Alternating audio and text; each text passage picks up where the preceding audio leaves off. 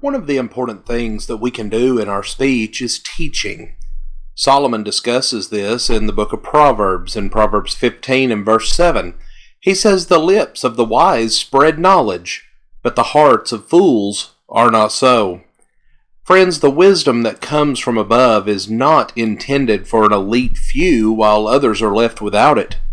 If we have acquired knowledge, we should want to share what we know so that others can also gain knowledge and become wise. It's the mark of a fool for one to not want to spread knowledge and help others to learn what they ought to know. Solomon said that he who says to the wicked, "You are righteous," then people will curse him. Nations will abhor him. But to those who rebuke the wicked will be delight, and a good blessing will come upon them. He kisses the lips of those that give a right answer. Proverbs 24, verses 24 and 26. The prophet Isaiah said, "Woe to those who call evil good, and good evil," in Isaiah 5 and verse 20.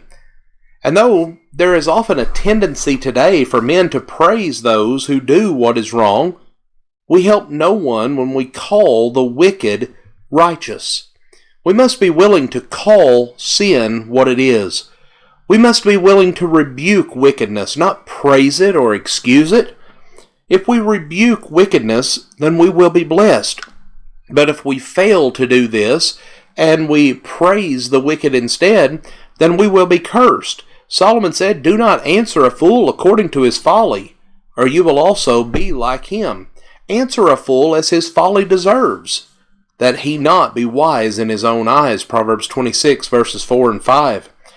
These two verses contain similar phrases about answering a fool, but there's a significant difference between them. "Do not answer a fool according to his folly" means that we must not answer the fool in kind. We should not respond with foolishness ourselves. Now, though it may be tempting to stoop to this person's level, we must avoid doing so because it helps no one and only hurts ourselves. We become like this fool if we do this. Instead, Solomon tells us to answer a fool as his folly deserves. Rather than answering a fool in kind with foolishness, we should respond with wisdom. And this includes rebuking wickedness so that others will not engage in the same sinful behavior. The important thing is that no matter how foolish and wicked others may be, we must always answer with wisdom and not with foolishness. Solomon says that an evildoer listens to wicked lips. A liar pays attention to a destructive tongue. If you speak the truth, there are going to be some who simply will not listen. Often an evildoer will choose to listen to those who will proclaim error that supports his wickedness.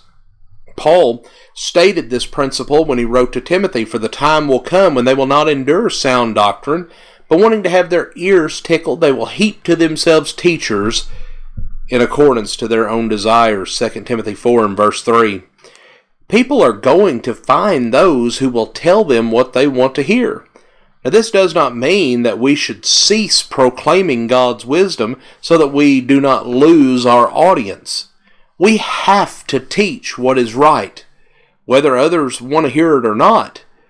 But we must be prepared for the reality that some will simply not listen to the truth.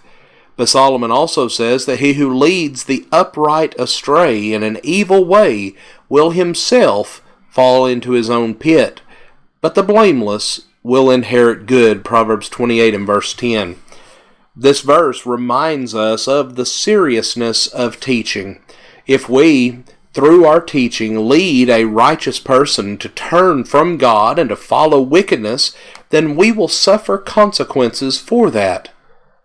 We must be careful that we teach so that we will always lead others in the way of truth, because we will be held accountable for how we do this, according to James 3 and verse 1. Friends, we cannot force others to accept the truth and do what is right, but we must always be doing those things through our words, through our actions, that will instruct them in the right direction to take. Friends, we thank you for joining us for our program today. and have a blessed day.